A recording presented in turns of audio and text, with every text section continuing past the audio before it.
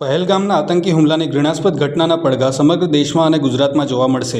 અમદાવાદમાં ચંડોળા વિસ્તારમાં ગુજરાત પોલીસ અને એએમસી દ્વારા ગેરકાયદેસર ઐતિહાસિક ડેમોલિશન હાથ ધરાયું. અમદાવાદ ખાતે ગુજરાત પોલીસના એસીપી ડીસીપી સેક્ટર કક્ષાના અધિકારીઓ, સ્થાનિક police, SOG, crime branch, EOW, SRP, મહિલા પોલીસ, હોમગાર્ડના જવાનો સહિત municipal corporation, fire brigade, medical team સાથે ચંડોળા તળાવ ખાતે ગેરકાયદેસર દબાણ દૂર કરવાની કામગીરી જોડાયા છે.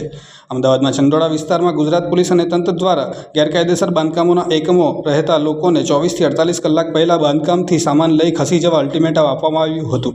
અમદાવાદમાં ચંડોળા વિસ્તારમાં ગુજરાત પોલીસ અને તંત્ર દ્વારા ગેરકાયદેસર બાંધકામોના એકમોના વીજ કનેક્શન પણ ગત રોજ અમદાવાદ શહેરના પોલીસ કમિશનરના આદેશથી વીજ પુરવઠો પૂરો પાડતા એકમ દ્વારા વીજ કનેક્શન કાપી નાખવામાં આવ્યા હતા.